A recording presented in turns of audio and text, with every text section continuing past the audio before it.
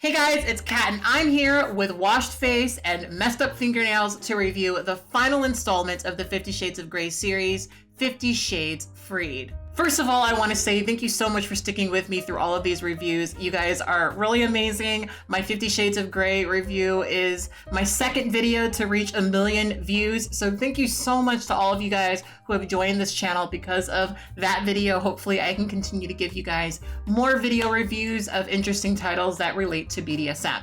So to give you guys a recap about how I felt about the first two movies, the first movie, I think, so far was the most related to BDSM. I had the most to say about it. When it came to the second movie, it was less and less about BDSM. But one of the things that I appreciated about it was that it was more of an egalitarian portrayal of BDSM, where Anna was starting to clearly enjoy BDSM a little bit more. Now, my assumptions for this particular installment of the series is that she is going to enjoy it even more. I don't quite know. In the last movie, we found out why Christian Grey is into BDSM. He has some trauma related to his birth mother, a woman who neglected him, whom he saw being abused several times. We also know that a woman named Elena introduced him to BDSM by being his BDSM dominant. We also found out that Anna's boss, Jack, is stalking her and is really interested in her for reasons I again, don't understand. I don't understand why every single man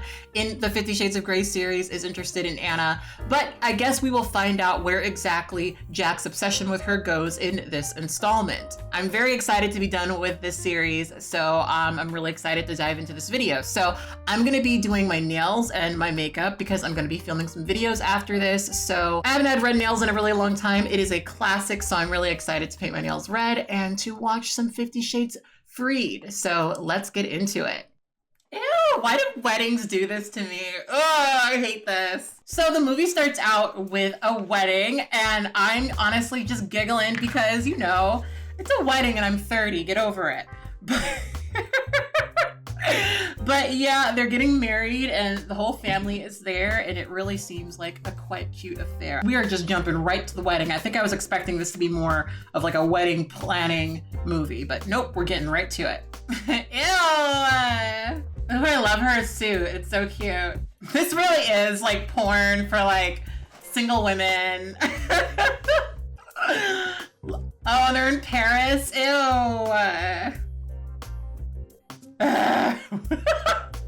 Oh, that's beautiful. Ew! I'm so dead at me like loving all of this right now. Okay, so the movie starts and they get married and they run away to France. And honestly, it's a really cute montage. I will be honest and say that as I was watching it, I was like, these are things that I would love to do. And this movie, honestly, like all of these movies, they really are like curated to appeal to women who are attracted to men, who imagine themselves being married to men's interests. Because that was just, I don't know, that was a really good collection of scenes, I will say. So we cut back to Grey Enterprises, and there is a very mysterious man, presumably Jack, who manages to get into the server room at Grey Enterprises and put something in the server room. So they're on the beach in France, and Christian Grey tells Anna not to take off her top, presumably because there are people who would take pictures of her because she's Christian Grey's wife now. And of course, when he comes back, she doesn't have her top on. So they jump on a jet ski and drive to Christian Grey's boat, where they have sex and they do a little bit of a naughty sort of BDSM scene. Oh, they've got some safe words now. Okay, so E.L. James like read a little in between. It's really clear to me that like this BDSM thing is just, you know, a little dressing for sex, frankly, which is totally valid and fine. And they seem to be having a good time. It still seems very egalitarian. They still very much seem into it. And, you know, I think that just this, so far, the portrayal of BDSM in this is fine. It's just fine. You know, I started this series because I wanted to sort of watch these movies to see if I felt like the portrayal of BDSM was inaccurate, but I don't find it to be. I find it to be quite accurate for a type of person who does bedroom BDSM, I'll say. And so far, so good. So after they have their little sexy scene, Christian Grey gets a phone call from Roz, and she tells him that there has been a fire in the server room.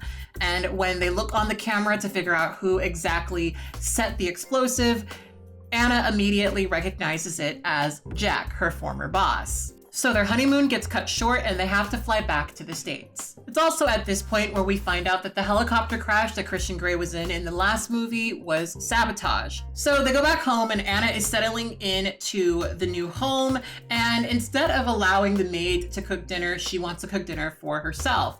And it's at that point where they have a conversation about whether or not they want children. You do want to have kids someday, right? This is something you should have talked about before marriage. Oh my God. Okay, so I didn't understand because I've been watching these movies so spaced out from each other, but this whole movie takes place in like a couple of months. This is not like years and years and years of a developed relationship. They literally meet and get married within a couple of months. Something like having children should definitely be a conversation you have before you get married. Call me old-fashioned. Okay, so Anna goes back to work, and not only does her whole office have a makeover, she also got a promotion without even being in the office. And there's somebody at the office who clearly doesn't like that, and I am completely on her side. So Hannah comes over to ask her whether or not she wants to update her email address, and she says no, she wants to keep her email to Anna Steele, her original unmarried name. Well, this upsets Christian Grey, who apparently emailed her earlier in the day, to the point where he comes over to the office, catches her in the middle of a conversation with a very handsome man, and throws a little bit of a hissy fit about her not taking his name at the office. He's hot. Oh, of course, Christian Grey has to pop in. Christian Grey is threatened. So threatened. Hot bearded guy wants to talk to your wife. Threatened. This is clearly a point of contention where she wants to hold on to her identity, and Christian Grey, I'm sure if he had it his way, would just make it so that she didn't work at all. You know, Christian Grey doesn't really need her to, you know, be at work or whatever those women do at work. And so and so they have a back and forth, and this is, I think, the first time we really see Anna kind of taking a little bit more of a slightly dominant role. She starts saying, "Would you take my name?" She starts asserting herself a lot more, and she says, "No, I'm gonna keep my name like this. I will consider it. I'm gonna continue to work at my job and do what I do." And that's just that. And Christian Grey, I guess he accepts that, but we'll see how long that will last. So, after work, Christian Grey comes to pick her up, and they drive out to the woods, and they see this old Victorian home. Well, Christian Grey has purchased it for them as a home to live in, because, you know, they live in like an apartment building in the city, and I guess they want something more homey. And there's this very beautiful woman waiting for them when they get there. Apparently she's an architect who has worked on many a prestige project in the past, and she is interested in tearing the house down. But Anna doesn't want to do that. She likes the old house and she wants to keep it the way that it is. Throughout this whole interaction, the architect is kind of flirting with Christian Grey right in her face, and obviously that's really disrespectful, and Anna takes some time to address the disrespect. And I thought this was a really great scene because you really see Anna asserting herself. You know, she is Christian Grey's wife, and she's not going to take any shit from anybody. So they leave the home and they're driving back to the city, and they decide to go on a little bit of a joyride. And on their joyride, they find out that they're being tracked by some SUV, presumably an SUV with Jack Hyde in it. The problem is, because of the joyride, they've lost their security detail, so Christian Grey tells Anna to essentially outrun him. She does, and they manage to get all the way back to the city before finally losing him. Once they lose him, they go into a parking lot and they have sex in the car. How exciting. Oh my God. Ooh, they're turned on. Oh my God. We find out later at a debriefing meeting with the security team that it actually wasn't Jack Hyde, but a woman, and we're not quite sure who it is. Second layer of paint, and obviously I am doing a very sloppy job. So after they have their little meeting, Christian Grey says that he's going to New York and that Anna's coming with him. Of course, Anna doesn't want to do that. She's got work to do, and so they have a little bit of an argument that doesn't really come to a conclusion. As they're having their argument, Anna starts asserting herself a lot more and suggests that Christian Grey needs a haircut. This is like the second or third time that she's mentioned it. So they go into the bathroom and they fool around a little bit, and then eventually it comes time to cut his hair, but they don't have any scissors in the room. So Anna goes to Christian Grey's office to get scissors from his desk. While in his desk, she finds a gun, and obviously this is cause for concern. She comes back with the scissors and asks Christian Grey what the gun is for, and he tells her that it's a gun that used to belong to his former submissive, Layla. He says that he didn't give it to the police because Layla was already in enough trouble. He promises that he's going to get rid of the gun eventually. I don't know why I like the relationship more now. I don't know why. Honestly, I feel like if I only saw this movie, I'd be like, oh, everything's fine. The next day, Christian Grey wakes up before Anna. He's on his way to New York without her and tells her that he really wants her to go directly home after work. They say I love you and their goodbyes, and Anna goes off to work. At work, Anna's doing really, really well. The author that she was interviewing is doing really, really great. He's got a built-in readership, and apparently it's working out just great. On her way out from work, she gets a text message from her old roommate, Kate, and Kate wants to take her out for a drink. And even though Anna promised Christian Grey that she would go directly home after work, she agrees to get a drink with Kate at a place called the Bunker Club. So Kate and Anna are catching up, and Kate tells Anna that there is some trouble in paradise potentially. Apparently Elliot, who is Christian Grey's brother, has been hanging out a lot with the architect that we saw earlier in the film, and she's not too crazy about it and essentially is suspecting that he's cheating on her. Additionally, she tells her that apparently because of all of the Jack Hyde stuff, security for the Grey family has been bumped up quite a bit. Apparently there were a bunch of files found on Jack Hyde's computer that were all about taking down the Grey family. Anna knows nothing about this and is totally shocked when she finds out. On her way home, she notices that she has 6 missed calls from Christian Grey, and when she calls him back, he doesn't answer. Apparently, Anna's security told him exactly what was going on. So we're at the top coat portion of the nail polish game right now. So Anna gets home and she is accosted by Jack, who somehow, some way managed to make his way into their apartment. Go ahead. Take the shot.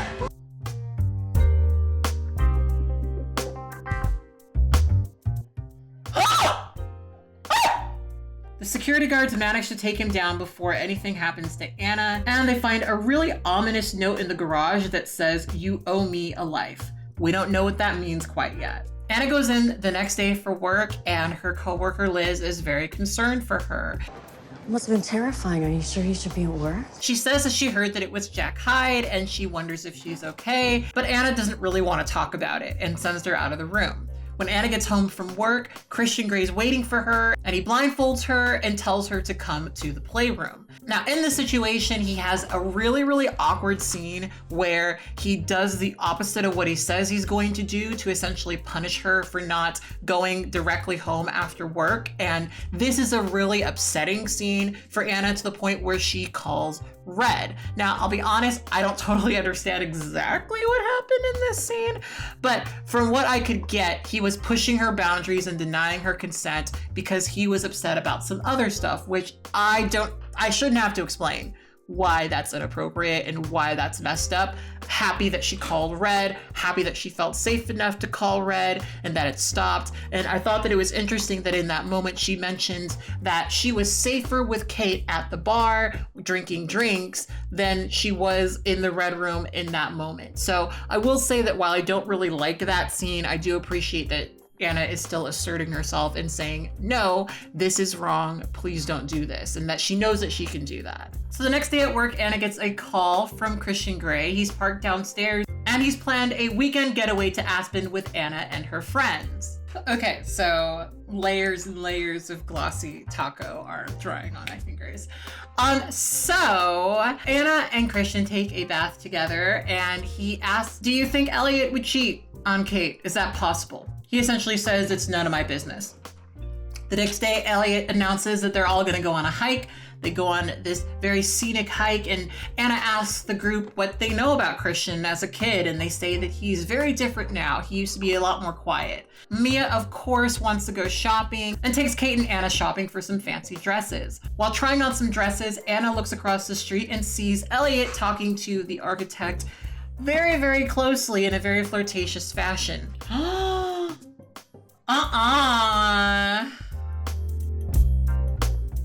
Ew.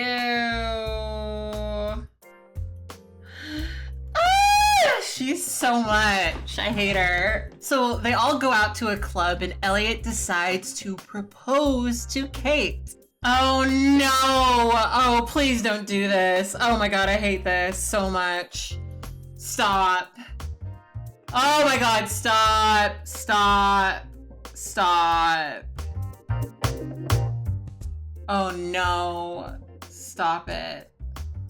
Oh, I hate this so much.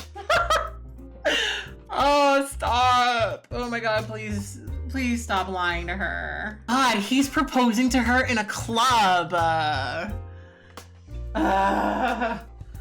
He's proposing to her in a club. Tacky. Just tacky, in my opinion. Just tacky. Back in the Aspen cabin, Christian Gray's lead security guard comes back with more information about Jack Hyde and finds out that they were both in the foster care system in Baltimore at the same time. And as it turns out, the reason why Jack is targeting Anna is because he has a long-term resentment against Christian, whom he blames for all of his life failings. So they're flying back home and Anna does the thing that drives Christian Grey crazy. She rolls her eyes at him and apparently that sets him off and they have to go home and have sex in the naughty room. And I have to say, guys, there's a lot of sex in this movie. Like, there's noticeably more sex in this movie than the previous ones. And I don't know, I guess the sex scenes are maybe a little bit better, but there's literally so much. It's like, this movie feels so far like it's a bunch of sex scenes and then maybe there's a plot that's there too, you know? But I guess that's kind of what these movies are for, so I'm not gonna complain about that. So the next day at work, the lead investigator on the Jack Hyde case comes and speaks to Anna directly, and he says that Jack Hyde is claiming that they actually had an affair. Of course, Anna completely denies this and is really offended by the accusation, and it's at that point where the investigator lets her know that he's actually going to be applying for bail. Because Jack Hyde has a clean record, he manages to make bail, and this is physically upsetting to Anna. But it turns out that Anna's actually sick for a different reason. She goes to the doctor and finds out that she's pregnant. I'm pregnant. 6 or 7 weeks.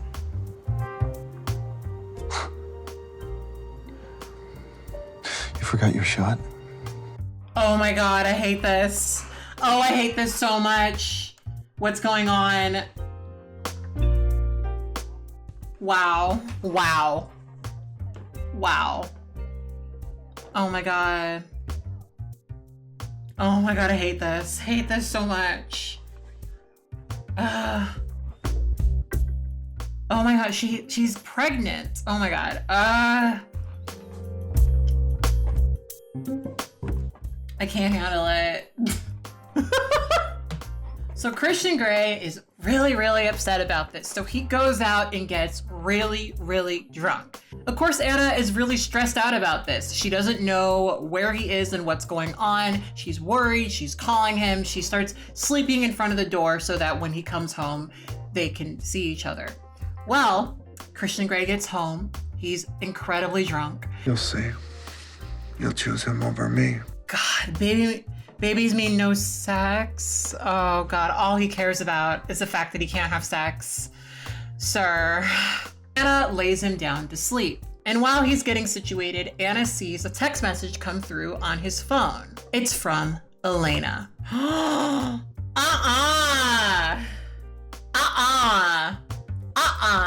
Not Elena. Not Elena. Oh my God.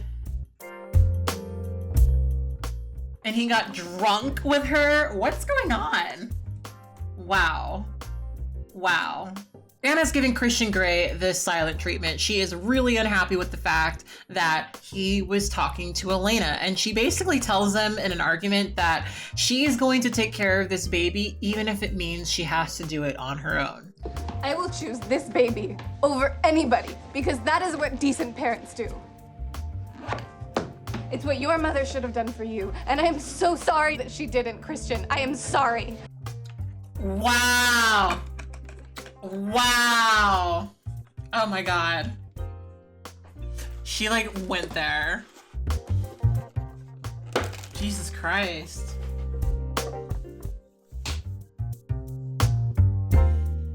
Wow. This is why you don't share with people your trauma shit. She goes into work and she gets a phone call from Kate, who was trying to check up on her because of the missed calls that she got from Christian Grey. And then she gets a call from Mia, but it's not Mia at all. It's actually Jack, who's kidnapped Mia. And Anna has to give him $1 million by 1 p.m. Apparently that's 2 hours away. He tells her that she can't tell anybody about this deal. While rustling around the house to gather her things, she also makes sure to grab the gun in Christian's desk. I'm just watching this now and I'm realizing like this is literally an episode of Law & Order. That's what this is. It's literally a very long episode of Law & Order. It's that like procedural and like formulaic. It's an episode of Law & Order, which, you know, I love me some Law & Order, so maybe that's why, you know, I'm kind of enjoying some of this, but like, it's an episode of Law & Order. So Christian Grey finds out that Anna's taking money out of the bank account and he comes to the bank to find her. She slips out the back with the money and gets into a blue van where she runs into Liz, who works at the office that she works at. Wow, it was Liz all along, of course. God, she was like, "Are you okay?" I knew that was suspicious. The woman from earlier, it was her. Okay, putting it together. Apparently she's been working with Jack Hyde the whole time. They drive to the location where Mia is, and Christian Grey manages to track her through her phone on the way over there, and he arrives there along with the police, and Jack slaps Anna and she falls to the floor, and it's at that point where Anna pulls the gun from her pocket and shoots him right in the leg. Okay, so at this point in the film, I definitely lost interest. Long story short, Jack Hyde goes to jail, they live happily ever after, and that is the movie. All right, and I think that is 50 Shades Freed. I didn't get a chance to do my makeup. Spent too much time finagling with my nails, but I guess I'll give you guys my final thoughts. So, here's the thing. I see these movies for what they are. These are movies that are essentially escapism for women, and I hate to just kind of dismiss it like that, but you guys saw how I responded to the very beginning of this movie. It was definitely a very, you know, it was an endless tableau of the things that most heterosexual women dream of, you know? And so I get it, I do get it, but, you know, like I said, I felt like this was just kind of a really long episode of Law & Order, if I'm being completely frank. I think if I were to give you guys the best of the three movies, the first movie was definitely the best. I think the first movie was the most well-rounded of the three, you know? The last movie, you know, I mean, when it comes to what actually happened, you know what this is? This is one of those situations where I almost feel like, I get why it was 3 movies, but I almost feel like it could have been 2. We're left with so many question marks. Now, you guys are gonna have to tell me how this gets resolved in the book, but we don't know if Elliot was cheating or not. We don't know. Was Elliot cheating? We don't know. Why even insert that in the movie if it's a plot point that isn't gonna get resolved? You know, I guess the fact that none of that really came to any sort of conclusion, I think that just kind of makes me feel like this was a very unsatisfying movie. I will say that in terms of the sex part of it, which is, you know, the reason why we started this series, it seems like they're having fun. And, you know, the end where he says that she's topping from the bottom, that's exactly what she's doing. But he's already established she's not really a dominant. And it just seems like BDSM is a fun thing that they're doing together. And I think that is great. I did not like the scene where he punished her by doing the things that, you know, he said he wasn't going to do. That to me That's not great. But other than that, it's just, I don't know, like, this is one of those situations where I see the appeal, like, optically of why people like this, but God, I would not want to be in a relationship like this. Like, oh my God, Christian Grey is just all encompassing. And you know what? It seems like Anna's, even though she protested otherwise, Anna's goal was to become a mom. And I think that that's beautiful. And she's got a beautiful house that she lives in. And I think that that's great. But yeah, I think that there are so many other aspects of this that I don't love. And it just kind of is what it is. I see why people like these movies. But it's not really for me. I think the first one was definitely the best. And I think that that's the best video of this series that I've been able to make. So I'm very thankful that it got the views that it did, because I think that that was probably the best one. At the end of the day, my thoughts on these movies are meh. I see why people like them, and some of you guys like commented on these videos because you're really, really big fans of the show, and you know, y'all will have to explain to me what happens in the book, because I would like to believe that like the book doesn't leave these threads loose. I would like to believe that, but I don't really know. I have really no way of knowing.